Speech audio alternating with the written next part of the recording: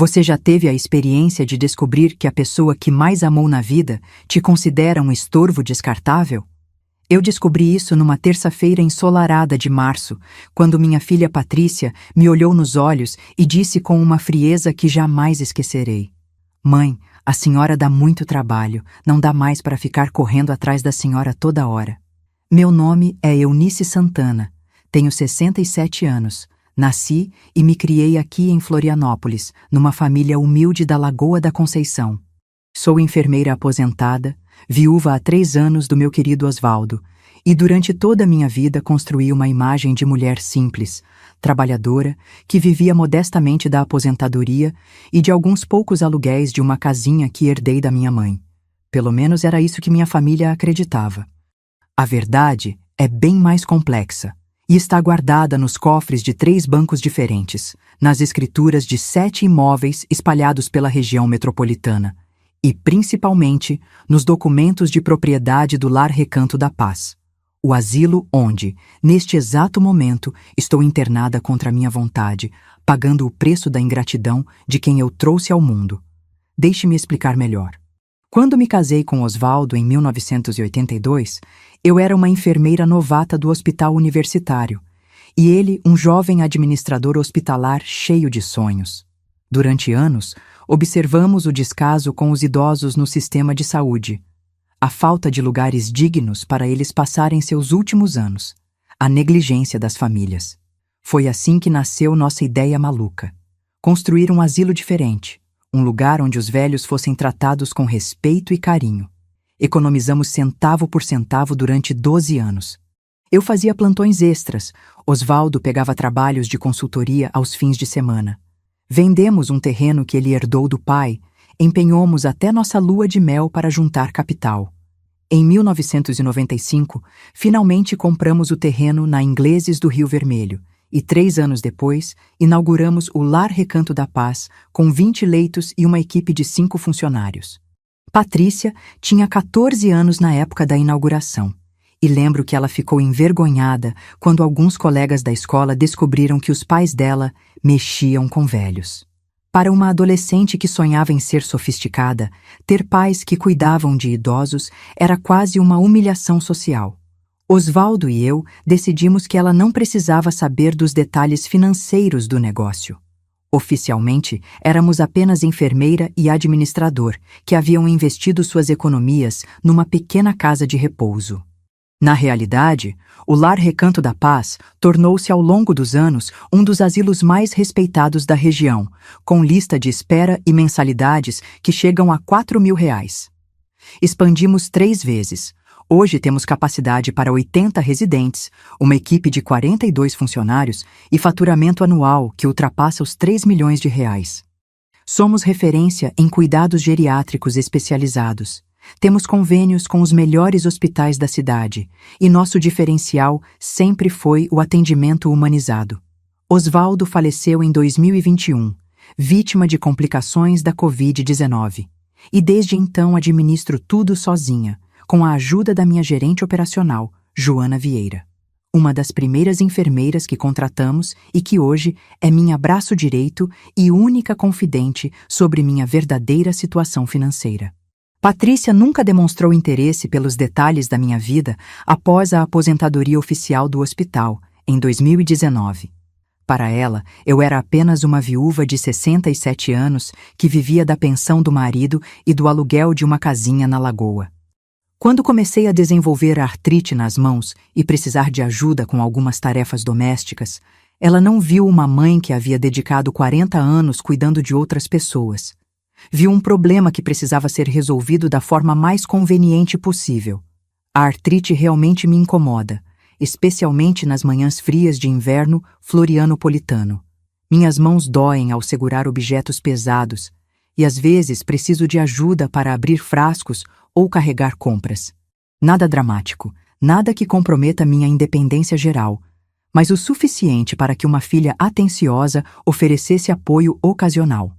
Em vez disso, Patrícia via cada pedido de ajuda como um fardo adicional em sua vida de corretora de imóveis bem-sucedida. Mãe, isso não pode continuar assim.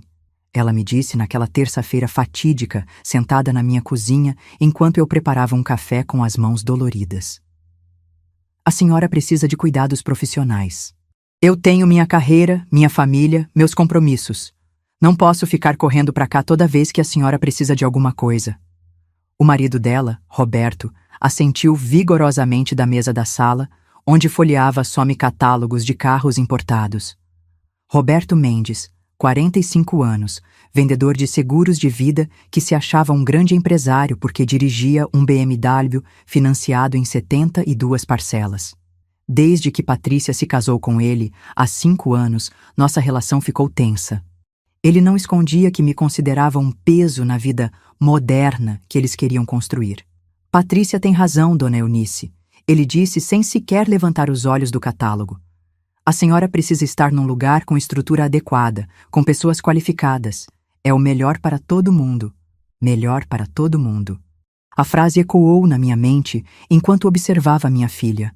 A menina que eu embalei durante noites de cólica, que levei no colo para o primeiro dia de aula, que consolei quando teve o coração partido aos 16 anos, que ajudei financeiramente na entrada do apartamento onde mora hoje, concordando com o marido que queria me descartar como um móvel velho que não combina mais com a decoração. E onde vocês acham que eu deveria ir? Perguntei, mantendo a voz calma, embora meu coração estivesse disparado. Já pesquisamos alguns lugares, Patrícia respondeu, retirando uma pasta da bolsa. O Lar Recanto da Paz tem ótimas referências, fica aqui perto, e o valor está dentro do que conseguimos pagar com sua aposentadoria. Lar Recanto da Paz. Meu asilo. O lugar que construí com tanto amor e dedicação, que representa o maior orgulho da minha vida profissional, onde cada detalhe foi pensado para oferecer dignidade aos idosos. Minha própria filha queria me internar na instituição que eu mesma criei. A ironia era tão brutal que por um momento pensei estar sonhando. Vocês já visitaram o lugar? Consegui perguntar. Sim, fomos lá semana passada, Roberto respondeu, finalmente me concedendo sua atenção. Lugar bonito, bem organizado, profissionais competentes.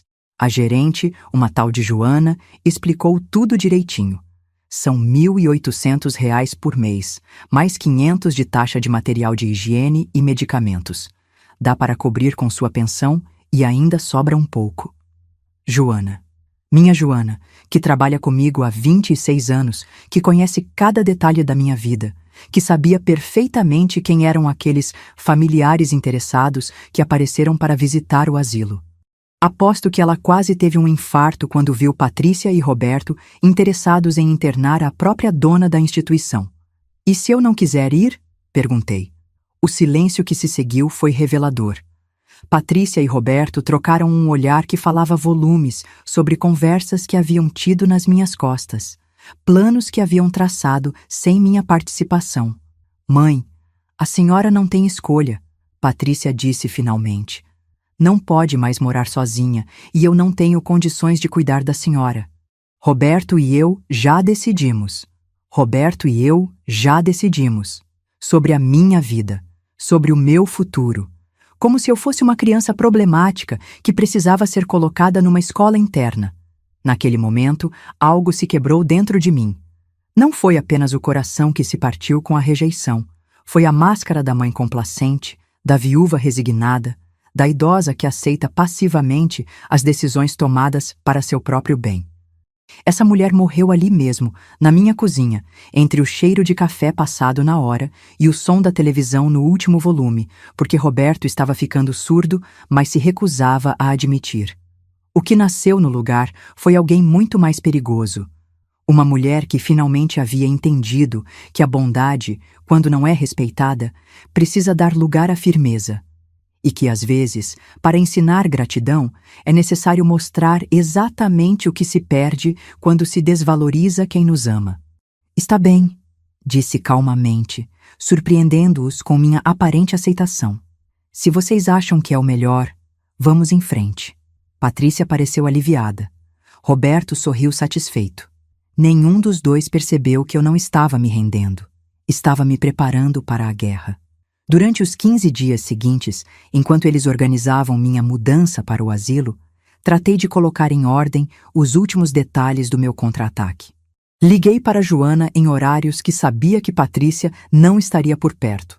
Orientei meu advogado sobre alguns documentos que precisariam estar disponíveis no momento certo e, principalmente, observei cada movimento dos meus traidores, gravando mentalmente cada palavra de descaso, cada gesto de impaciência, cada comentário sobre como seria bom se livrar desse problema. Patrícia organizou tudo com eficiência empresarial.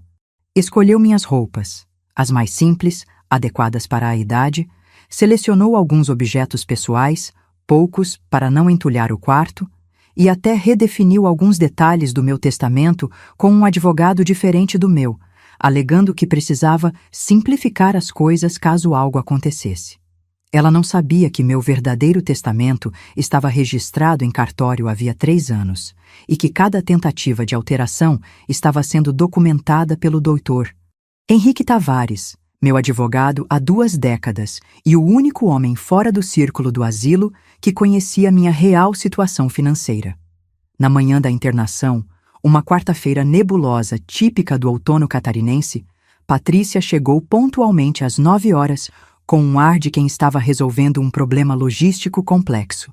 Trouxe 2 malas que ela mesma havia arrumado, sem me consultar sobre o que eu gostaria de levar. Pronto, mãe. Está tudo organizado, anunciou, verificando uma lista anotada numa agenda cara. A vaga está confirmada, a documentação está em ordem e eles vão cuidar de tudo. A senhora vai ver como vai ser melhor assim. Melhor para quem? Pensei, mas mantive o sorriso resignado que ela esperava ver. O trajeto até o Lar Recanto da Paz durou 20 minutos, percorrendo ruas que eu conhecia de cor. Afinal, havia feito esse caminho centenas de vezes nos últimos 26 anos. Patrícia dirigia seu Civic vermelho com pressa, ansiosa para resolver logo essa situação. Roberto a acompanhava no banco do passageiro, checando mensagens no celular e ocasionalmente comentando sobre como o asilo parecia bem localizado e com boa infraestrutura. Se eles soubessem que cada metro daquele terreno havia sido escolhido por mim e Osvaldo, especificamente por sua localização privilegiada, que cada árvore do jardim havia sido plantada sob minha supervisão, que cada detalhamento arquitetônico havia passado pela minha aprovação. Quando chegamos ao portão principal, um elegante acesso de ferro forjado com o nome Lar Recanto da Paz, em letras douradas que eu mesma havia encomendado numa oficina de Laguna, senti uma mistura estranha de orgulho e indignação. Orgulho porque realmente criamos algo belo e funcional. Indignação porque estava sendo entregue como prisioneira no lugar que representava meu maior sucesso na vida. A recepção mantinha o mesmo padrão acolhedor que sempre exigi. Móveis em madeira clara, plantas naturais, iluminação suave, música ambiente relaxante. A recepcionista Carla me cumprimentou com o sorriso profissional que treinamos para todos os novos residentes, sem demonstrar o menor sinal de reconhecimento. Excelente. Isso significava que Joana havia orientado toda a equipe sobre como proceder. Bom dia, a senhora deve ser Dona Eunice. Estávamos aguardando, disse Carla, consultando o computador. Tenho aqui toda a documentação. Vamos fazer o processo de admissão? Patrícia assumiu o controle da conversa, apresentando documentos, assinando papéis, fazendo perguntas sobre horários de visita e procedimentos médicos. Eu me mantive em silêncio, observando cada detalhe da operação que ela julgava estar conduzindo, quando, na verdade, era apenas uma peça pequena num jogo muito maior. A mensalidade será debitada automaticamente da conta da senhora no dia 5 de cada mês, Carla explicou a Patrícia. São R$ 1.800 básicos, mais R$ 500 de taxa adicional conforme conversamos. R$ 2.300. O preço que minha filha estava pagando para se livrar de mim era menos do que ela gastava mensalmente em salão de beleza e manicure. Perfeito, Patrícia respondeu, claramente aliviada por estar finalizando a transação. E se houver alguma emergência ou problema? Entraremos em contato imediatamente, Carla assegurou. Temos sua ficha completa de contatos. Foi então que Joana apareceu, descendo as escadas do 2º andar com sua postura profissional impecável. 26 anos de parceria me ensinaram a ler cada nuance da expressão dela, e pude ver que estava fazendo um esforço hercúleo para manter a compostura. Boa tarde, cumprimentou, dirigindo-se principalmente a Patrícia. Sou Joana Vieira, gerente operacional. Vim pessoalmente acompanhar a chegada da dona Eunice. Que tal fazermos um tour pelas instalações antes de levá-la ao quarto? Durante os 45 minutos seguintes, observei Joana mostrar meu asilo para minha filha e meu genro como se fosse a primeira vez que eu pisava ali. Ela destacou cada detalhe do projeto arquitetônico, explicou os diferenciais do atendimento, apresentou alguns funcionários, mostrou o jardim terapêutico, a biblioteca, a sala de fisioterapia, o refeitório. Patrícia fez perguntas práticas sobre medicação, horários de refeição, atividades disponíveis. Roberto comentou que o lugar parecia caro, mas valia o investimento. Nenhum dos dois demonstrou curiosidade sobre minha opinião quanto às instalações onde eu passaria o resto da vida. O quarto destinado a mim ficava no segundo andar, com vista para o jardim, uma das melhores acomodações da instituição. Mobiliário completo em madeira de lei, banheiro adaptado, varanda pequena mas aconchegante, televisão a cabo, telefone. Um ambiente que eu havia projetado pensando no conforto dos residentes e que agora seria minha nova prisão. Deixamos as malas da senhora aqui, Joana disse, colocando minha bagagem sobre a cama. Mais tarde, uma das auxiliares virá ajudá-la a organizar suas coisas. Obrigada, murmurei, mantendo o papel de idosa resignada. Chegou então o momento da despedida. Patrícia se aproximou para um abraço que mais parecia um protocolo social do que um gesto de carinho. A senhora vai ver que vai se acostumar rapidinho, disse, já consultando o relógio. Qualquer coisa, é só pedir para ligarem para mim. Pode deixar que vamos cuidar muito bem dela, Joana assegurou, dirigindo-se a Patrícia, mas olhando discretamente para mim. Roberto acenou de longe, ansioso para ir embora. Os dois saíram do quarto conversando sobre o trânsito de volta e sobre um happy hour que tinham marcado para aquela noite. Quando o som dos passos dele se perdeu no corredor, Joana fechou a porta do quarto e se virou para mim com uma expressão que misturava indignação e incredulidade. Dona Eunice, ela sussurrou. Eu não posso acreditar que eles fizeram isso com a senhora, internar a própria dona do asilo. Sorri pela primeira vez em semanas. Calma, Joana. Isso é apenas o primeiro ato de uma peça muito mais longa. A senhora tem algum plano? Tenho. E você vai adorar participar dele.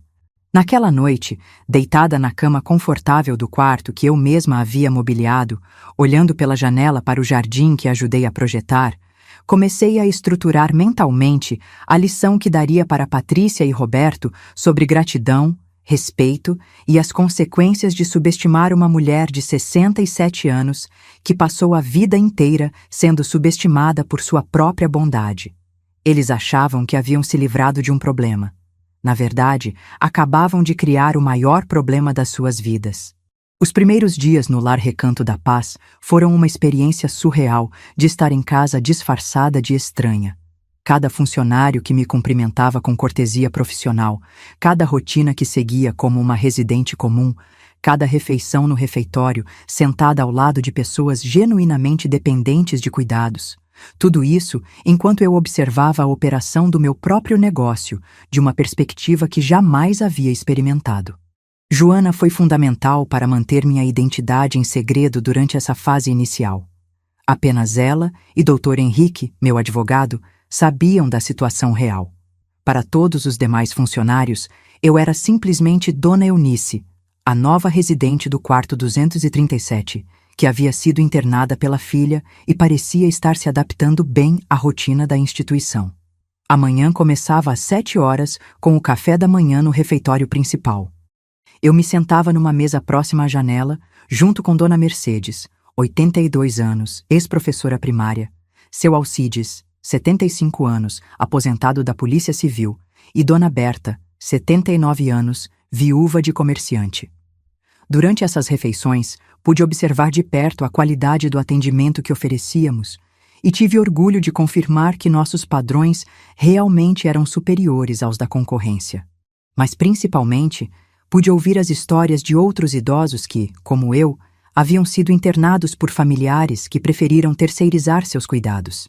Suas experiências me deram uma perspectiva completamente nova sobre o negócio que construí. E também alimentaram minha determinação de dar uma lição exemplar em Patrícia e Roberto. Minha neta me trouxe aqui porque disse que eu estava ficando perigosa dirigindo. Contava Dona Mercedes numa manhã chuvosa de abril. Perigosa? 40 anos com carteira de motorista, nunca bati o carro, e ela acha que com 78 anos eu virei um perigo público. A verdade é que ela queria meu carro para o namorado dela. Pelo menos sua neta vem visitar, comentou seu Alcides, mexendo o açúcar no café com mais força que o necessário. Meu filho me internou aqui em janeiro e apareceu 2 vezes até agora, 2 vezes em 3 meses, mas não esquece de aparecer todo dia 5 para pegar minha aposentadoria. As histórias se repetiam com variações. Filhos preocupados que não queriam gastar tempo com cuidados parentais, genros e noras que viam os sogros como empecilhos, netos que preferiam herdar bens a conviver com avós vivos. Eu escutava tudo em silêncio, acumulando uma indignação que ia muito além da minha situação pessoal. Foi durante esses cafés da manhã que comecei a entender que minha vingança contra a Patrícia poderia ser apenas o primeiro passo de algo maior, uma demonstração pública de como nossa sociedade descarta seus idosos e de como algumas famílias preferem pagar pela tranquilidade de consciência a oferecer amor e cuidado genuínos. Por volta do meio-dia, eu costumava me retirar para meu quarto e usar o telefone para manter contato com o Dr. Henrique. Essas conversas eram essenciais para acompanhar os movimentos de Patrícia e Roberto, que obviamente não imaginavam que seus passos estavam sendo monitorados. Sua filha esteve no banco ontem, Dr. Henrique me informou numa dessas ligações. Tentou obter informações sobre suas contas, alegando que precisava organizar as finanças da mãe internada. O gerente, seguindo suas instruções anteriores, disse que só poderia fornecer informações com procuração específica. Sorri, imaginando a frustração de Patrícia. E ela providenciou a procuração? Tentou. Procurou aquele advogado que a senhora mencionou, o Dr. Martins. Ele preparou um documento, mas quando apresentou no banco, foi informado de que já existe uma procuração anterior em vigor, datada de 2020, que só pode ser revogada pela senhora pessoalmente. Excelente. E quanto aos outros bancos? Mesma situação. Ela fez uma peregrinação pelas agências, onde imagina que a senhora tenha contas, mas todas as informações estão protegidas. Isso me trouxe uma satisfação particular.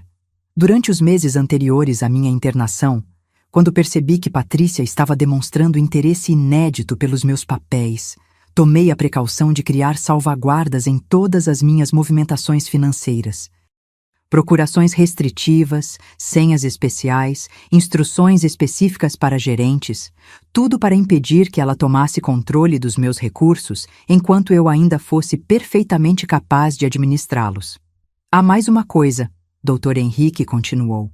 Seu genro fez uma visita ao seu apartamento ontem. O porteiro me ligou, conforme combinado.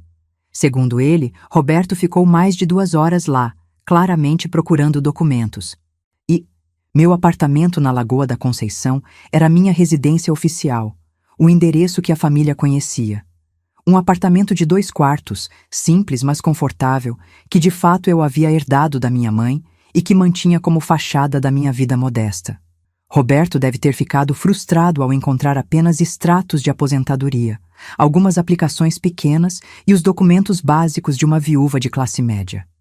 Os documentos realmente importantes, escrituras de propriedades, contratos societários, aplicações significativas, estavam seguros num cofre do Banco do Brasil, inacessíveis a qualquer pessoa que não fosse eu pessoalmente. Deixe ele procurar, respondi. Quanto mais frustrado ficar, mais descuidado vai se tornar. E quanto mais descuidado, mais evidências vai deixar das verdadeiras intenções dele e da Patrícia. Minhas tardes eram dedicadas às atividades da instituição. Participava das sessões de fisioterapia, desnecessárias para mim, mas importantes para manter a fachada, assistia a palestras sobre saúde na terceira idade, jogava cartas com outros residentes. Durante essas atividades, continuava observando os procedimentos e a qualidade do atendimento, mas também coletava informações valiosas sobre o perfil das famílias que nos procuravam. Nossa clientela era predominantemente de classe média alta. Profissionais liberais aposentados, ex-funcionários públicos graduados, comerciantes que haviam prosperado, pessoas que haviam trabalhado a vida inteira e acumulado algum patrimônio, mas que se encontravam numa situação delicada. Eram saudáveis demais para precisar de cuidados médicos intensivos, mas suficientemente idosas para que suas famílias considerassem sua manutenção em casa trabalhosa. É um fenômeno sociológico interessante, comentei com Joana durante uma de nossas conversas reservadas em seu escritório. Criamos uma geração que terceiriza o cuidado com os pais da mesma forma que terceiriza a limpeza doméstica ou manutenção de carros. E que paga por isso considerando um favor, Joana acrescentou, mostrando-me uma planilha com inadimplências. Olha só, 20% dos familiares atrasam pagamento regularmente, alegando dificuldades financeiras, mas os mesmos aparecem aqui dirigindo carros novos e usando roupas de marca. Era verdade. Eu havia observado isso durante as visitas dominicais, quando os familiares vinham cumprir a obrigação semanal de ver como estão os velhos. Filhos que reclamavam do custo das mensalidades enquanto planejavam viagens internacionais. Netos que consideravam absurdo gastar R$ 2.000 com a avó, mas gastavam 3.000 numa única noite de balada. Essa hipocrisia me incomodava profundamente. E comecei a ver minha situação pessoal como uma oportunidade de expor algo muito maior que a ingratidão individual de Patrícia e Roberto. Foi durante uma dessas observações que tive a ideia que transformaria minha vingança pessoal em algo com repercussão social mais ampla. Na quarta semana da minha internação, Patrícia fez sua primeira visita oficial. Chegou numa domingo à tarde, dirigindo o Civic vermelho que eu havia ajudado a financiar quando ela havia começado a trabalhar como corretora. Usava um vestido azul marinho que lhe ficava bem, sapatos de salto moderado, bolsa de marca. A imagem perfeita da filha bem-sucedida que sacrifica tempo do fim de semana para visitar a mãe institucionalizada. Nos encontramos na sala de visitas, um ambiente que eu havia projetado para ser acolhedor, mas não íntimo demais. Poltronas confortáveis, mesa de centro com revistas, vista para o jardim, só um ambiente discreto. Um local adequado para conversas educadas entre familiares que preferem manter certa distância emocional. Oi, mãe. Como a senhora está? Patrícia se aproximou para um beijo no rosto que mais parecia cumprimento de escritório do que demonstração de afeto filial. Estou bem, querida. Adaptando-me, respondi, mantendo o tom resignado que ela esperava ouvir. Que bom, eu sabia que a senhora ia gostar daqui. Ela se sentou na poltrona em frente à minha, cruzando as pernas e abrindo um sorriso que não chegava aos olhos. Está fazendo amizades? Participando das atividades? Durante 20 minutos, Patrícia manteve aquela conversa superficial, típica de quem cumpre uma obrigação social. Perguntou sobre minha alimentação, se eu estava tomando os medicamentos corretamente, se os funcionários eram atenciosos. Não perguntou se eu sentia falta de casa, se estava triste, se precisava de alguma coisa especial. Não demonstrou interesse genuíno pelo meu bem-estar emocional. A senhora está com uma aparência ótima, comentou, consultando discretamente o relógio. Mais descansada. Eu tinha razão quando disse que aqui seria melhor para a senhora. Melhor para a senhora. A frase que se tornara o mantra da sua tranquilidade de consciência. E como estão as coisas lá fora? Perguntei, fingindo curiosidade casual. Tudo bem. Roberto está com uns projetos novos no trabalho, tem possibilidade de promoção. Ela falava de um futuro que não me incluía, planos que haviam sido facilitados pela minha ausência. E eu estou com umas vendas boas. O mercado imobiliário está aquecido. Que bom. E meu apartamento? Está tudo em ordem? Uma sombra quase imperceptível passou pelo rosto dela. Está sim. Roberto está dando uma olhada de vez em quando para ter certeza de que está tudo seguro. Roberto estava dando uma olhada. Eufemismo interessante para descrever a invasão sistemática que Dr. Henrique havia documentado através do porteiro do prédio. Encontrou algum problema? Não, não. Só organizando algumas coisas, sabe? Papéis antigos, conta atrasada. Coisas que se acumulam quando a pessoa não está mais morando no lugar. Contas atrasadas. Que engraçado. Eu havia deixado minha conta bancária com débito automático para todas as despesas mensais, justamente para evitar qualquer problema durante minha ausência. Se havia contas atrasadas, era porque alguém havia interferido no sistema de pagamentos. Precisa de alguma assinatura minha? Procuração? Não, não. Por enquanto está tudo resolvido. Sua pressa em encerrar o assunto confirmou minhas suspeitas de que ela e Roberto estavam tentando assumir controle administrativo dos meus bens visíveis, sem envolver procedimentos legais formais. A visita durou exatamente 1 hora. Patrícia se despediu com o mesmo beijo protocolar, prometeu voltar semana que vem, promessa que não cumpriu. Sua próxima visita seria 20 dias depois. E saiu com o ar de alívio de quem acabara de cumprir uma tarefa desagradável, mas necessária. Observei pela janela do 2º andar quando ela atravessou o estacionamento em direção ao carro. Seus passos eram rápidos, ansiosos. Pelo telefone, antes mesmo de sair do estacionamento, já estava conversando com alguém, provavelmente Roberto, sobre a visita. Naquela noite, durante nosso telefone de rotina, Dr. Henrique me deu informações que confirmaram meu diagnóstico da situação. Sua filha procurou um segundo advogado hoje, ele relatou. Doutor Fernando Alves, especialista em direito de família e sucessões. Segundo minha fonte no escritório dele, ela quer saber sobre os procedimentos para obter tutela de pessoa interdita. Interdição. A palavra ecoou na minha mente como um alarme de incêndio. Patrícia não estava apenas tentando administrar meus bens durante uma internação temporária. Estava planejando me declarar oficialmente incapaz para assumir controle permanente sobre minha vida e meu patrimônio. E o que esse advogado orientou? Aparentemente, que ela precisa de mais evidências médicas sobre sua incapacidade mental. A internação num asilo ajuda, mas não é suficiente. Seria necessário laudo psiquiátrico confirmando demência ou outra condição incapacitante. E ela demonstrou interesse em providenciar esses laudos? Mais que interesse. Já tenho uma consulta marcada com o Dr. Rubens Machado para a próxima terça-feira. Dr. Rubens Machado. Eu conhecia de reputação, psiquiatra que atendia principalmente casos de família bem-sucedidas da região, conhecido por ser flexível, com diagnósticos quando havia interesses patrimoniais envolvidos.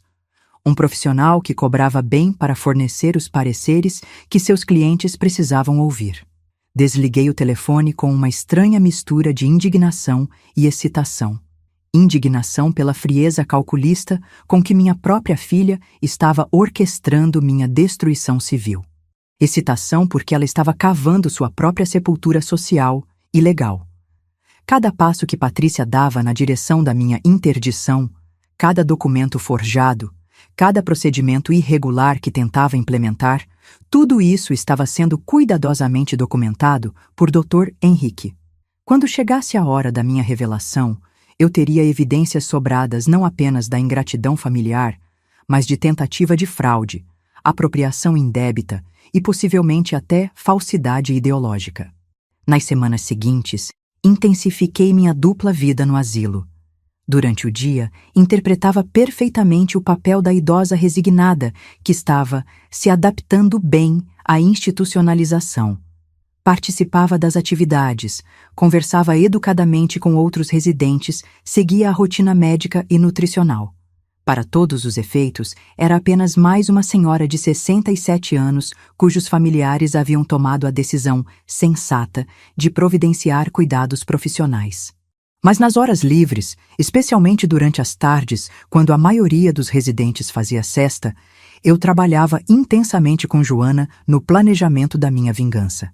Revisávamos documentos financeiros, atualizávamos procedimentos administrativos, preparávamos os elementos que seriam necessários para o momento da revelação. Dona Eunice, Joana me disse numa dessas reuniões clandestinas, eu tenho uma sugestão que talvez a senhora considere radical demais. Fale. Que tal se nós convidássemos alguns jornalistas para a hora da revelação? Transformássemos isso numa questão pública, Não apenas pessoal? A ideia me intrigou. Explique melhor. A senhora mesma disse que essa situação é representativa de um problema social maior. Quantas famílias fazem a mesma coisa que sua filha está fazendo? Quantos idosos são descartados por parentes interessados apenas no patrimônio? Se a senhora expuser isso publicamente, pode ajudar outras pessoas na mesma situação. Era uma possibilidade tentadora. Minha história tinha todos os elementos que a imprensa adorava: ironia dramática, injustiça familiar, reversão espetacular de expectativas. Poderia gerar um debate importante sobre abandono de idosos e responsabilidades familiares. Vou pensar, prometi. Mas antes, preciso ter certeza de que Patrícia vai longe o suficiente para justificar uma exposição pública. Se ela recuar antes de tentar a interdição, ela não vai recuar, Joana disse com convicção. Pelo que a senhora me contou sobre a personalidade dela e pelo que eu observei durante as visitas, ela é ambiciosa demais para desistir quando está tão perto do objetivo. Joana estava certa. Nas semanas seguintes, Patrícia acelerou seus planos com uma determinação que chegava a ser impressionante. Segundo o Dr. Henrique, ela havia obtido o laudo psiquiátrico de Dr. Machado, obviamente favorável aos seus interesses, contratado uma assistente social para elaborar relatórios sobre minha incapacidade de viver independentemente, e já havia dado entrada no processo de interdição no Fórum da Comarca. Era hora de colocar meu plano em ação. Uma manhã de maio, quando o outono catarinense já anunciava a proximidade do inverno, liguei para Dr. Henrique com instruções específicas. É hora, doutor. Convoque uma reunião extraordinária do Conselho Administrativo do Lar para a próxima sexta-feira, 2 horas da tarde. Comunique que a proprietária precisa tomar decisões urgentes sobre a gestão da instituição. A senhora tem certeza? Absoluta. E doutor?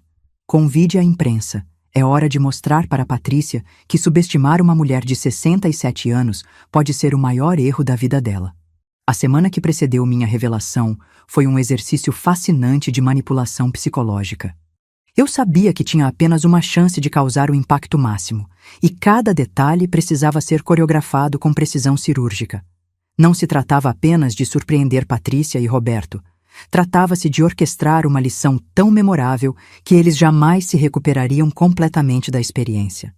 Durante esses dias preparatórios, mantive minha rotina normal no asilo, mas intensifiquei sutilmente alguns comportamentos que reforçariam a imagem de fragilidade que eu queria projetar antes da grande reversão. Fingi esquecer nomes de funcionários, demonstrei confusão com horários das refeições, pequenos lapsos que seriam reportados para Patrícia como evidências do meu declínio mental. Joana foi fundamental nessa fase, reportando discretamente para minha filha que eu estava apresentando alguns sinais preocupantes, mas nada que justificasse alarme imediato. O objetivo era deixar Patrícia confiante de que seu plano de interdição estava bem fundamentado, sem criar urgência que pudesse acelerar os procedimentos legais antes que eu estivesse pronta. Sua mãe tem tido alguns episódios de desorientação, Joana informou a Patrícia durante uma ligação telefônica que eu acompanhei de uma extensão. Nada grave, mas confirmam que a decisão de internação foi acertada. Ela claramente não conseguiria mais morar sozinha. Ouvi a satisfação na voz de Patrícia quando ela respondeu: "Imaginei que isso aconteceria. Minha mãe sempre foi teimosa para admitir que precisava de ajuda. Ainda bem que tomamos essa decisão a tempo. Tomamos essa decisão." Como se tivesse sido uma deliberação conjunta, em vez de uma imposição unilateral. Na terça-feira daquela semana decisiva, Dr. Henrique me visitou oficialmente na condição de meu advogado pessoal. Patrícia havia sido notificada da visita, conforme protocolo da instituição, e eu sabia que ela interpretaria isso como movimento defensivo de uma idosa tentando proteger seus poucos bens da ganância de terceiros. Dona Eunice, doutor. Henrique falou em voz alta, para benefício de qualquer pessoa que pudesse estar ouvindo. Vim trazer alguns documentos para a senhora assinar, procurações simples para facilitar o pagamento de contas enquanto a senhora estiver aqui. Assinei os papéis teatralmente, fingindo certa dificuldade para ler os textos, pedindo explicações sobre cláusulas óbvias. Na realidade, estava autorizando o doutor Henrique a convocar a reunião extraordinária do Conselho Administrativo e a implementar o protocolo de segurança que havíamos estabelecido para meus bens. Há mais uma coisa, Dr. Henrique disse, baixando a voz conspirativamente. Sua filha entrou com pedido de interdição no fórum. A audiência está marcada para a próxima segunda-feira. Fingi choque e confusão. Interdição? O que isso significa? Significa que ela quer ser nomeada sua tutora legal para administrar seus bens e tomar decisões por você. Mas eu não preciso disso. Estou bem, apenas um pouco mais lenta. Eu sei, dona Eunice. Por isso vamos contestar o pedido. Mas enquanto isso, é importante a senhora manter a calma e não demonstrar alteração emocional. Qualquer reação muito forte pode ser usada contra a senhora. A encenação foi perfeita. 2 funcionários que passavam pelo corredor naquele momento puderam testemunhar a conversa. E tenho certeza de que o relato chegou rapidamente aos ouvidos de Joana, que por sua vez reportaria para Patrícia que sua mãe estava visivelmente abalada com os procedimentos legais. Na quarta-feira, executei a segunda fase da minha estratégia, o teste da ganância. Liguei para Patrícia do telefone do meu quarto, adotando um tom ligeiramente confuso e preocupado. Filha, preciso falar com você sobre uma coisa importante. O que houve, mãe? A tensão na voz dela era imediata. Qualquer ligação minha fora do horário habitual significava problemas. É que... Bem, Dr. Henrique esteve aqui ontem, falando sobre umas coisas legais que eu não entendi direito. Ele disse que você quer virar minha... Como é mesmo? Tutora? Curadora, mãe. É para proteger a senhora de pessoas mal-intencionadas que poderiam tentar se aproveitar. Pessoas mal-intencionadas. A ironia era deliciosa. Mas eu queria conversar com você antes de decidir qualquer coisa. Será que você poderia vir aqui amanhã? Tenho umas dúvidas sobre meus papéis, meu testamento. Claro, mãe. Vou aí de manhã. E você poderia trazer o Roberto também? Ele entende mais dessas coisas de negócios. Houve uma pausa breve, e pude quase ouvir os neurônios de Patrícia processando as possibilidades. Uma mãe confusa, falando de testamento, pedindo ajuda para entender papéis. Era exatamente o cenário que ela estava esperando. Pode deixar, mãe. Vamos os 2. Quinta-feira pela manhã, Patrícia e Roberto chegaram ao asilo com pontualidade suspeita para pessoas que normalmente atrasavam para todos os compromissos familiares. Ela vestia um conjunto discreto azul marinho, a roupa da filha responsável que cuida dos interesses da mãe incapaz. Roberto usava camisa social e gravata, como se estivesse indo a uma reunião de negócios importante. Que, de certa forma, era exatamente isso. Nos encontramos na sala de visitas, mas desta vez pedi para conversarmos no meu quarto, alegando que era mais privativo para assuntos delicados. Eles aceitaram prontamente. Um ambiente mais íntimo significava menos testemunhas para a conversa que esperavam ter. Senta aqui, filha, disse, indicando a poltrona ao lado da cama. Roberto, pode pegar aquela cadeira. Preciso conversar com vocês sobre umas coisas que estão me preocupando. Adotei o tom de uma idosa ligeiramente confusa, mas ainda lúcida o suficiente para entender questões básicas. Era um equilíbrio delicado. Fragilidade suficiente para justificar a tutela, lucidez suficiente para validar qualquer documento que pudessem querer que eu assinasse. Mãe, a senhora falou sobre testamento ontem. Patrícia foi direto ao ponto. Tem alguma coisa específica que está preocupando a senhora? É que... Doutor, Henrique disse que vocês querem cuidar dos meus papéis, das minhas contas, mas eu tenho medo de dar trabalho para vocês. Mãe, não é trabalho. Roberto interveio com sua voz mais paternal. É responsabilidade familiar. A senhora não pode mais se preocupar com essas coisas. Deixa que nós cuidamos de tudo. Mas, e se eu precisar de dinheiro para alguma coisa aqui? Para remédios, ou se quiser comprar alguma roupa? A senhora não vai precisar se preocupar com isso, Patrícia disse, colocando a mão sobre a minha de forma teatralmente carinhosa. Vamos fazer uma mesada fixa, adequada às suas necessidades. O resto nós administramos para garantir que dure bastante tempo. Uma mesada. Para mim. Com o meu próprio dinheiro. E quanto ao meu apartamento? Às vezes penso que gostaria de passar uma tarde lá, ver minhas coisas. Mãe, a senhora não pode mais morar sozinha. O apartamento... Bem, talvez seja melhor vendê-lo. É muita responsabilidade manter um imóvel vazio, e o dinheiro da venda pode garantir o pagamento daqui por muitos anos. Vender meu apartamento. Claro, era mais fácil administrar dinheiro em conta bancária do que propriedade física. E se eu morrer logo, para quem vai esse dinheiro todo? A pergunta os pegou desprevenidos. Era uma questão delicada demais para ser abordada diretamente, mas central para os verdadeiros interesses deles. Mãe, não fale assim, Patrícia disse, mas seus olhos brilharam com oportunidade. Mas é claro que se algo acontecer, eu sou sua única herdeira. É natural. Mas Roberto também é família agora, acrescentei, observando a reação dos dois. Será que eu deveria incluir ele no testamento? Ele tem sido tão atencioso. Vi o olhar rápido que eles trocaram. Era exatamente a deixa que Roberto esperava.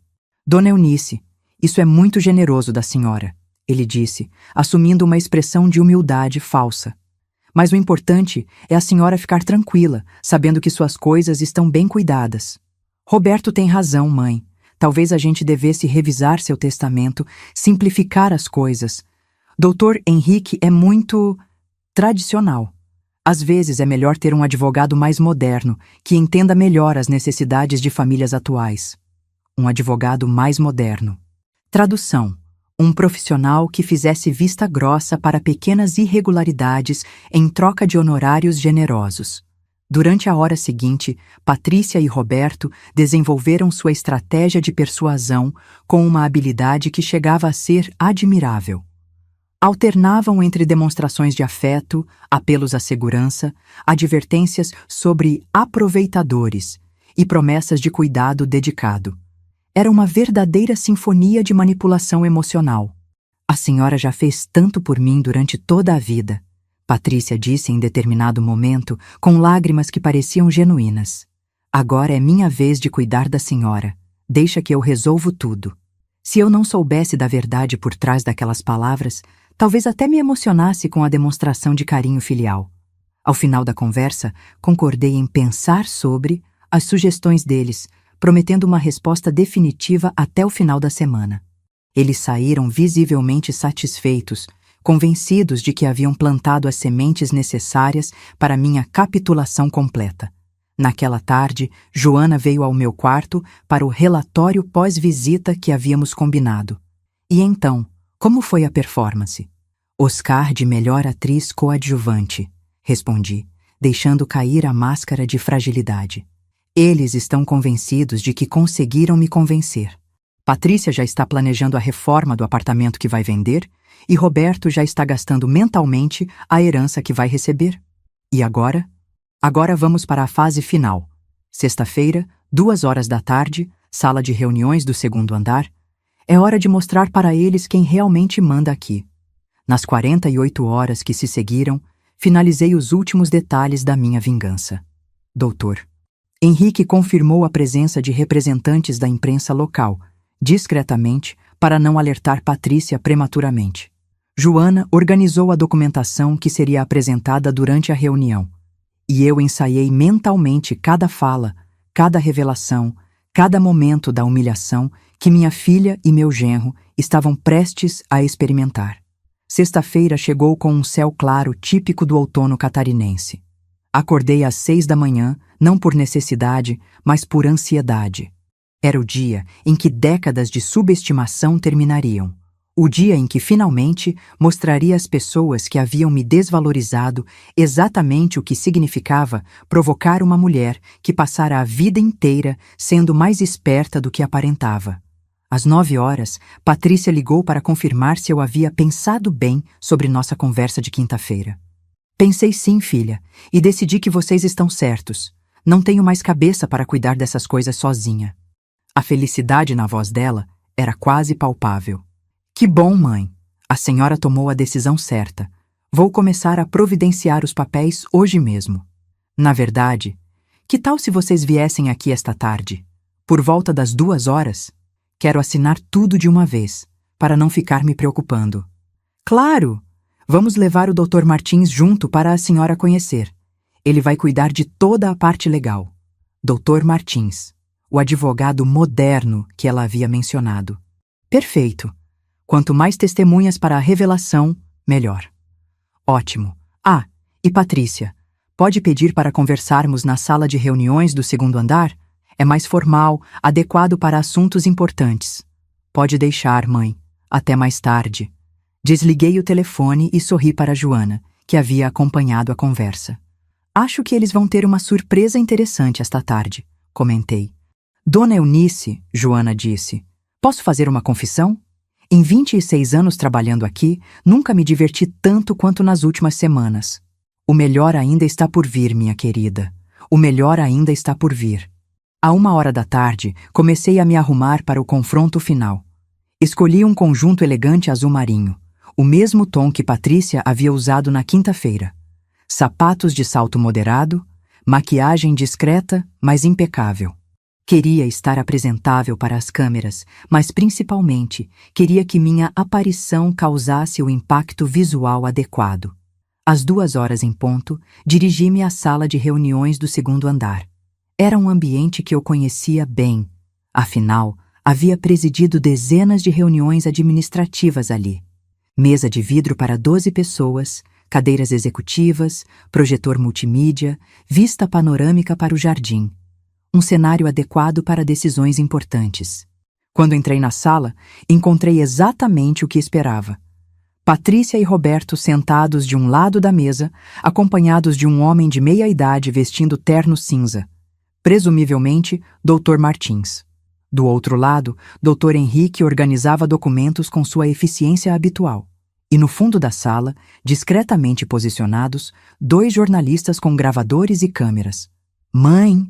Patrícia se levantou para me cumprimentar, mas notei que seu sorriso vacilou ligeiramente quando observou minha aparência. Eu não parecia uma idosa frágil, prestes a assinar documentos de incapacidade. Parecia uma executiva chegando para uma reunião de negócios. Boa tarde. Cumprimentei todos com voz firme. Espero não ter atrasado.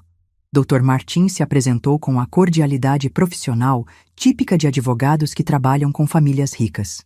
Senhora Eunice, é um prazer conhecê-la. Sua filha me contou sobre a situação e estou aqui para ajudar a resolver tudo da forma mais simples possível. Que gentileza sua, doutor! E quem são essas pessoas no fundo da sala? Perguntei, fingindo curiosidade inocente. São observadores.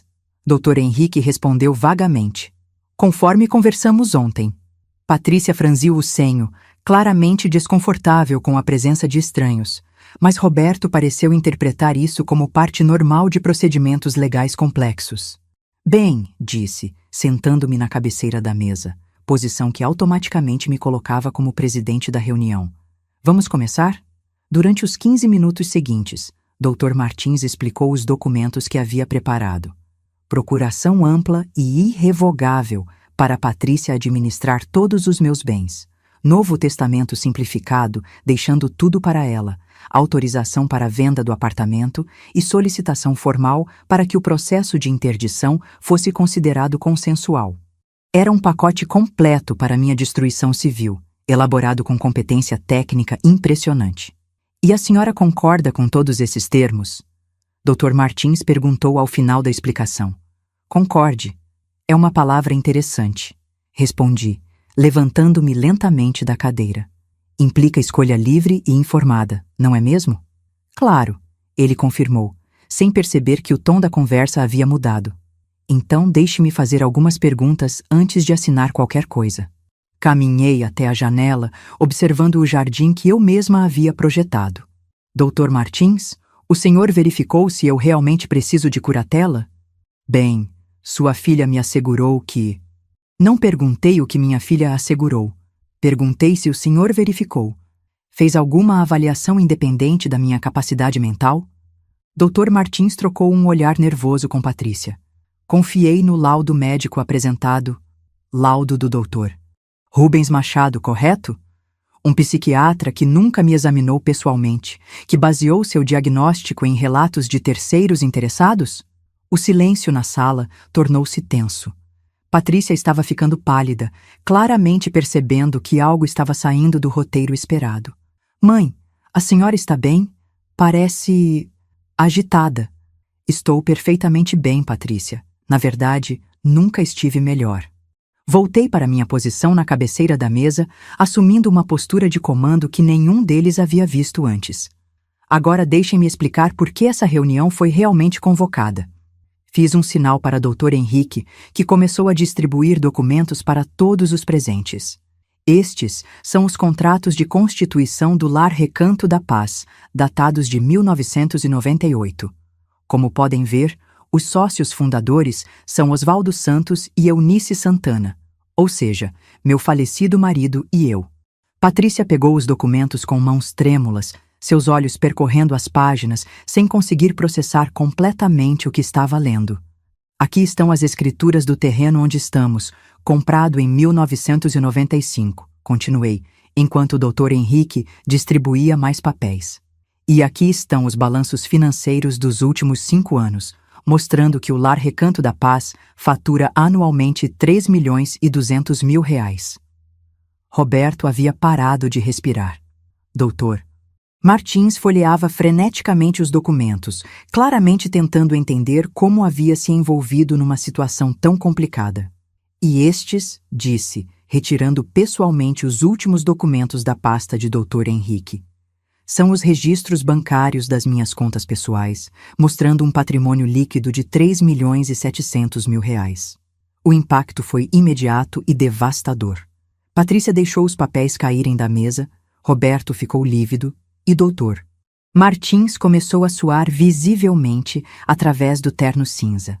Ou seja, concluí calmamente, vocês estão tentando internar e roubar uma mulher que é proprietária do lugar onde estão sentados neste momento. O silêncio que se seguiu à minha revelação foi absoluto, interrompido apenas pelo ruído quase inaudível das câmeras dos jornalistas, registrando cada segundo da devastação emocional que eu acabara de causar. Patrícia olhava fixamente para os documentos espalhados sobre a mesa como se fossem escritos em uma língua alienígena. Roberto havia se recostado na cadeira, a boca ligeiramente aberta, numa expressão que misturava choque e terror. Dr. Martins limpava discretamente o suor da testa com um lenço, claramente calculando os riscos profissionais de estar envolvido numa tentativa de fraude contra uma empresária milionária. Não, não é possível, Patrícia murmurou finalmente, com uma voz que mal parecia humana. A senhora sempre viveu de forma simples. Simples? Levantei-me e caminhei lentamente ao redor da mesa, saboreando cada momento da inversão de poder que havia orquestrado durante semanas. Filha, há uma diferença entre viver de forma simples e viver de forma pobre. Uma diferença que você nunca se deu ao trabalho de entender. Parei atrás da cadeira de Roberto, que se encolheu visivelmente com minha proximidade. Seu marido aqui passou 2 meses invadindo meu apartamento, procurando documentos que pudessem revelar bens ocultos. Se ele tivesse feito uma pesquisa básica no registro de imóveis, teria descoberto que sou proprietária de 7 propriedades na região metropolitana. Se tivesse consultado a junta comercial, teria encontrado meu nome como sócia de 3 empresas diferentes. Roberto tentou se levantar, mas minha mão no ombro dele o manteve no lugar. Mas vocês preferiram presumir que uma mulher de 67 anos seria automaticamente incompetente, automaticamente dependente, automaticamente descartável. Voltei para minha posição na cabeceira da mesa, assumindo o papel de presidente de uma reunião de negócios, que de fato era exatamente o que aquilo havia se tornado. Doutor Martins, dirigi-me ao advogado, que claramente desejava estar em qualquer outro lugar do universo. O senhor acabou de tentar me convencer a assinar documentos transferindo meu patrimônio para pessoas que pretendiam me roubar. Isso tem um nome específico no Código Penal. Senhora Eunice, eu não sabia. Fui contratado apenas para elaborar documentos baseados em informações falsas, sem fazer a devida diligência sobre minha real situação. Isso não é ignorância, doutor. É negligência profissional. Dr. Henrique interveio com timing perfeito. Dr. Martins, Sugiro que o senhor consulte os artigos 171 e 173 do Código Penal sobre estelionato e abuso de incapazes, e também o artigo 32 do Estatuto da Advocacia sobre deveres profissionais. O advogado de Patrícia estava visivelmente suando agora. Eu preciso me retirar. Há claramente um mal-entendido. Não há mal-entendido algum, interrompi.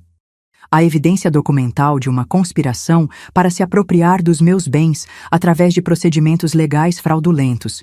Evidência que está sendo registrada neste momento.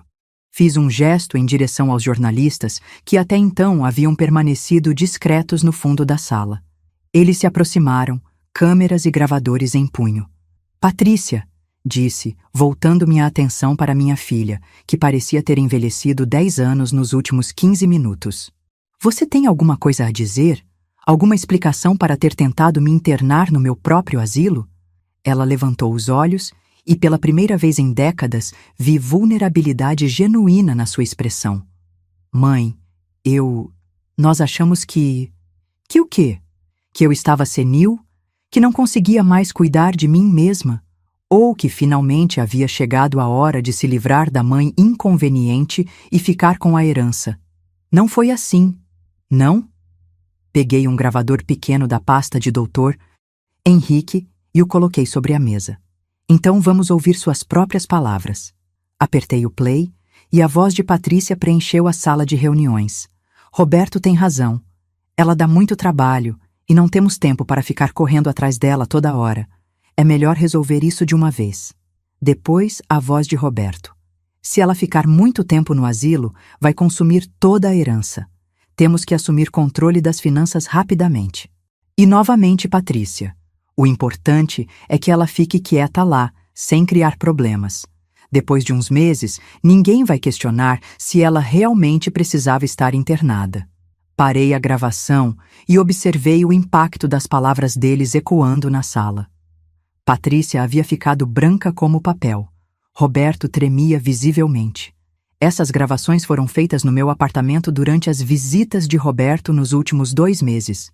Expliquei para os jornalistas, que anotavam furiosamente. Sistema de segurança que instalei após uma tentativa de assalto há 5 anos. Tudo perfeitamente legal, considerando que foi gravado na minha própria residência. Um dos jornalistas levantou a mão. Senhora Santana, como a senhora se sentiu ao descobrir que estava sendo traída pela própria filha? Era a pergunta que eu esperava, a oportunidade para transformar minha experiência pessoal numa questão social mais ampla. Devastada inicialmente, respondi com honestidade. Mas depois percebi que minha situação não é única. Quantos idosos brasileiros são descartados por famílias que os veem como fardos? Quantos são internados contra sua vontade em instituições que não escolheram? Quantos têm seus bens apropriados por parentes que alegam estar cuidando deles? Patrícia tentou interromper. Mãe, por favor, não faz isso conosco. Não faço o quê? Não exponho a verdade? Não mostro para toda a sociedade como vocês trataram uma mulher que dedicou a vida inteira ao cuidado de outras pessoas? Minha voz se elevou pela primeira vez na reunião. Você tem ideia do que significa para mim ser internada à força no lugar que construí com tanto amor? Caminhei até a janela, olhando para o jardim terapêutico que Osvaldo e eu havíamos projetado para proporcionar paz aos residentes. Este asilo foi criado porque acreditávamos que os idosos merecem dignidade, que merecem respeito, que merecem ser cuidados por escolha, não por obrigação. Voltei-me para encarar Patrícia diretamente. E você transformou isso numa prisão, onde me jogou como lixo. Mãe, eu sinto muito. Não sabíamos que eu tinha dinheiro. Ah, então se vocês soubessem da minha situação financeira, me teriam tratado diferente? Ri, mas era uma risada sem humor. Isso torna tudo pior, não melhor. Significa que o respeito de vocês está à venda. Roberto finalmente encontrou sua voz. Dona Eunice, houve um mal-entendido terrível. Podemos resolver isso. Conversar. Resolver? Conversar? Voltei para minha posição na cabeceira da mesa, assumindo novamente o controle absoluto da situação. Roberto, você invadiu minha casa, falsificou necessidades médicas, conspirou para me roubar e agora quer conversar? Dr. Henrique distribuiu mais documentos. Estas são as evidências que coletamos nos últimos 2 meses. Registros de entrada forçada no apartamento da Sra. Santana, tentativas de acesso não autorizado às suas contas bancárias, solicitações de informações financeiras baseadas em procurações falsas e contratação de profissionais para elaborar laudos médicos fraudulentos. Tudo isso, acrescentei, documentado e reportado às autoridades competentes. Dr. Martins se levantou abruptamente. Eu preciso me retirar imediatamente. Não posso continuar representando. Doutor, disse calmamente, o senhor pode se retirar, mas não pode fugir das consequências dos documentos que elaborou. O Conselho da Ordem dos Advogados já foi notificado sobre sua conduta. Ele saiu da sala praticamente correndo, deixando para trás uma pasta de documentos que se tornaram irrelevantes no momento da minha revelação. E agora? Perguntou o segundo jornalista. Quais são seus planos, Sra. Santana? Meus planos são múltiplos, respondi, organizando calmamente os documentos sobre a mesa. Primeiro, vou continuar morando aqui, no Lar Recanto da Paz. Não como prisioneira, mas como proprietária que decide supervisionar pessoalmente a qualidade dos serviços que oferecemos. Patrícia me olhou com esperança desesperada. Então, a senhora vai perdoar. Segundo, continuei, ignorando a interrupção, vou processar criminalmente todos os envolvidos nesta conspiração. Tentativa de estelionato, invasão de domicílio, falsidade ideológica, abuso contra idoso. Cada crime terá sua punição apropriada. A esperança nos olhos de Patrícia se transformou em pânico puro. Terceiro, vou criar uma fundação para assistência jurídica gratuita a idosos vítimas de abuso familiar. Quantos casos como o meu acontecem sem que a vítima tenha recursos para se defender? E quanto à sua filha? O primeiro jornalista perguntou. Há possibilidade de reconciliação?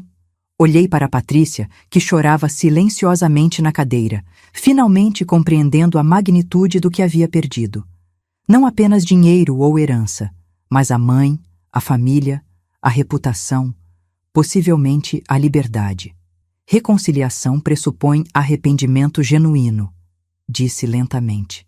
Pressupõe reconhecimento do erro e mudança real de comportamento. Até agora, só vejo arrependimento por ter sido descoberta. Mãe, por favor, Patrícia soluçou. Eu cometi um erro terrível, mas sou sua filha. Você é minha filha biológica, corrigi. Mas ser filha é mais que genética.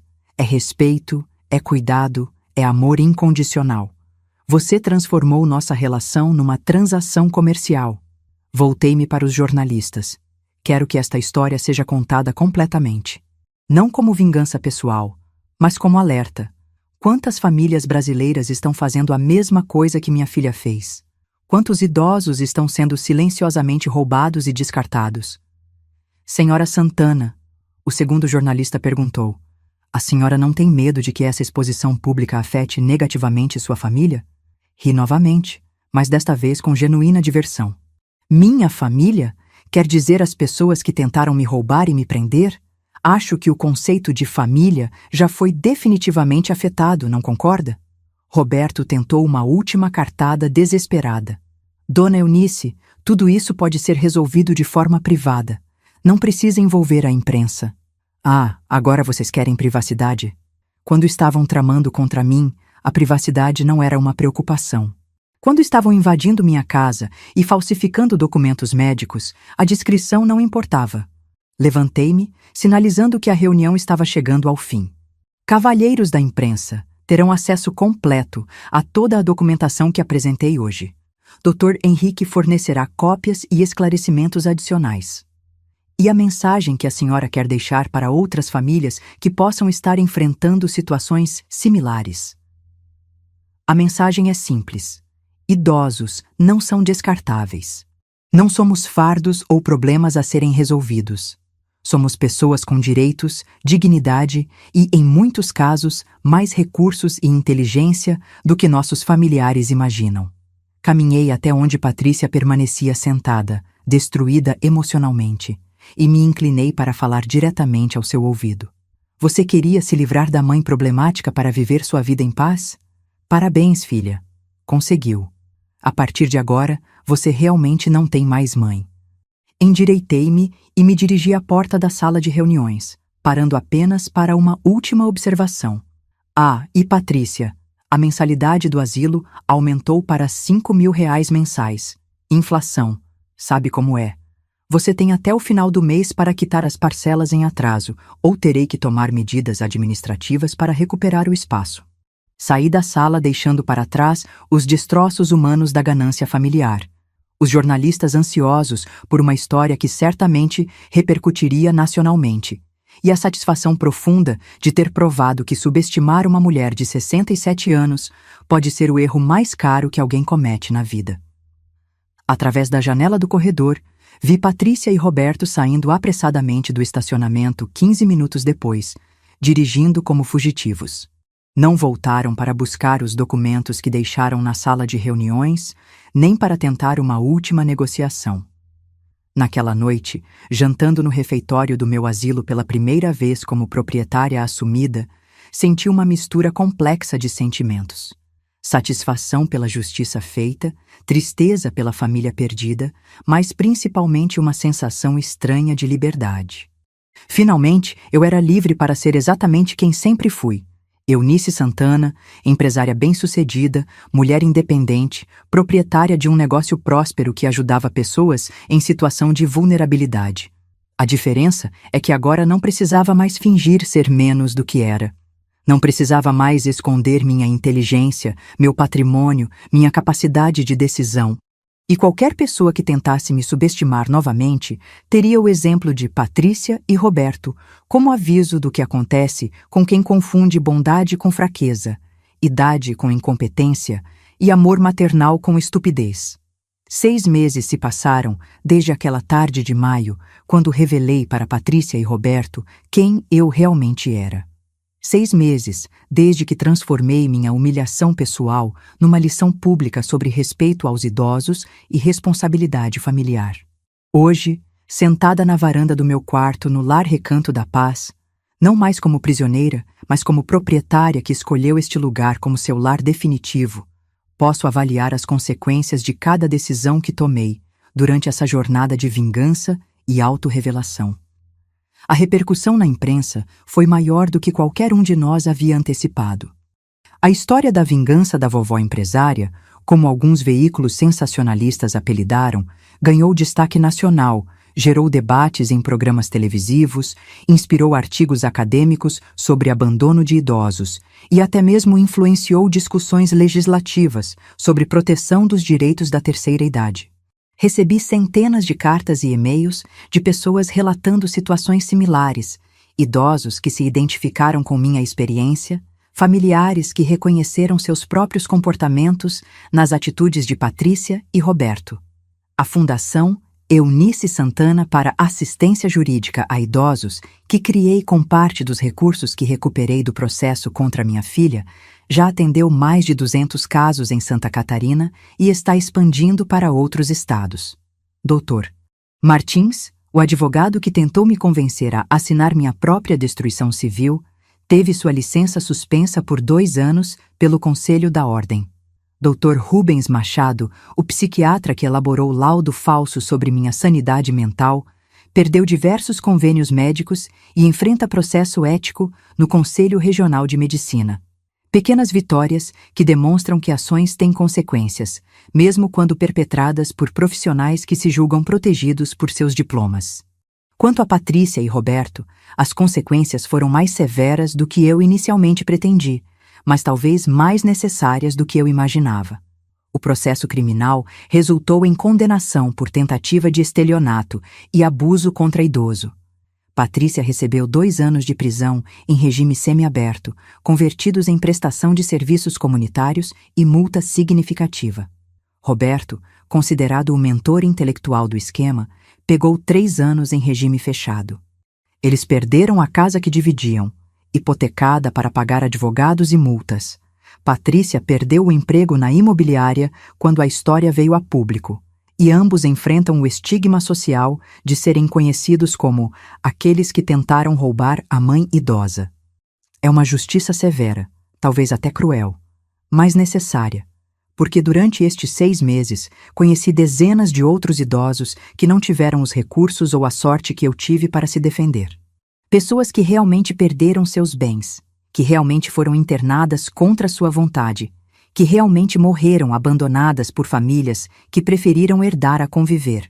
Dona Mercedes, minha companheira de mesa no refeitório, finalmente conseguiu provar que estava sendo vítima de abuso financeiro por parte da neta. Com o apoio da nossa fundação, recuperou o carro e parte dos recursos desviados. Aos 82 anos, voltou a dirigir e a viver independentemente em seu próprio apartamento. Seu Alcides descobriu que o filho que cuidava da sua aposentadoria havia desviado quase R$200 mil ao longo de 3 anos. O rapaz foi processado e obrigado a devolver tudo, vendendo a própria casa para quitar a dívida. Alcides decidiu ficar no asilo, não por necessidade, mas porque encontrou aqui uma comunidade que o valoriza.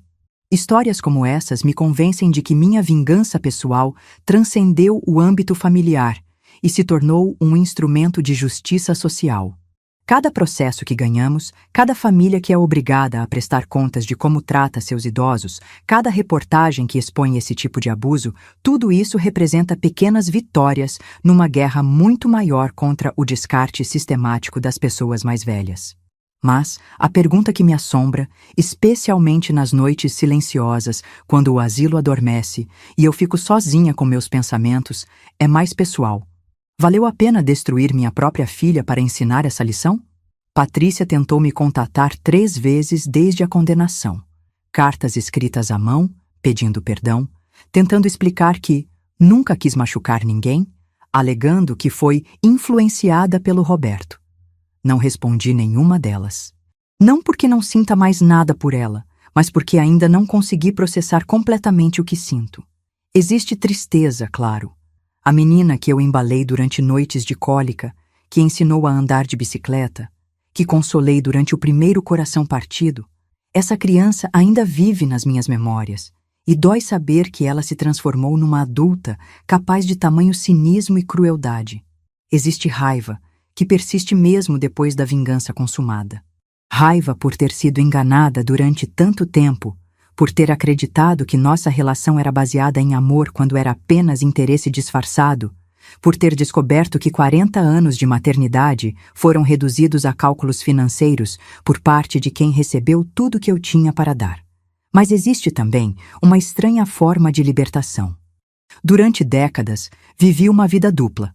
A empresária bem-sucedida disfarçada de viúva modesta, escondendo minha inteligência e recursos para não despertar a ganância familiar. Agora sou livre para ser exatamente quem sempre fui, sem máscaras ou disfarces. É uma liberdade cara, paga com a destruição dos últimos laços familiares que me restavam. Mas talvez seja esse o preço necessário da autenticidade depois dos 60 anos. O Lar Recanto da Paz mudou significativamente desde minha revelação.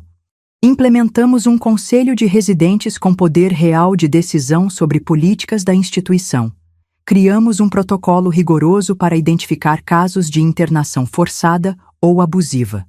Estabelecemos parcerias com universidades para pesquisa sobre direitos dos idosos e envelhecimento digno. Mais importante, transformamos este lugar num modelo de como instituições geriátricas podem ser ao mesmo tempo lucrativas e humanas, eficientes e carinhosas, profissionais e familiares. Joana foi promovida a diretora-geral, com participação societária no negócio. Ela merecia essa progressão há anos e agora tem recursos e autoridade para implementar todas as melhorias que sempre sonhou. Quanto a mim, encontrei um propósito que nunca tive durante minha vida, escondida. Recebo delegações de outros estados interessadas em replicar nosso modelo. Falo em congressos de geriatria e gerontologia. Consulto legisladores sobre políticas públicas para idosos. Dou entrevistas para jornalistas que querem entender como transformei uma traição familiar numa plataforma de mudança social. É irônico que tenha precisado ser traída e humilhada para encontrar minha verdadeira vocação. Mas as noites ainda são difíceis. Não pela solidão física. Há sempre movimento no asilo, enfermeiros nos corredores, outros residentes que se tornaram amigos genuínos. A dificuldade é a solidão emocional de quem perdeu a família no processo de se encontrar.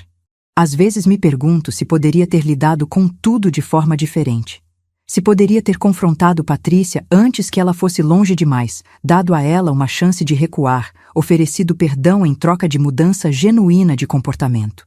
Mas então, lembro das gravações que fiz, das conversas onde ela e Roberto discutiam friamente como se apropriar dos meus bens, como me manter quieta no asilo, como dividir uma herança enquanto eu ainda estava viva.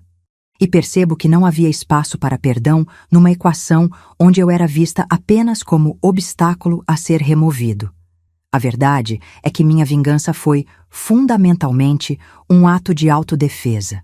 Se eu não tivesse revelado minha real situação quando revelei, se tivesse permitido que Patrícia consumasse a interdição, muito provavelmente teria passado o resto da vida como prisioneira legal da própria filha. A diferença é que, em vez de apenas me defender, escolhi transformar minha defesa numa lição pública.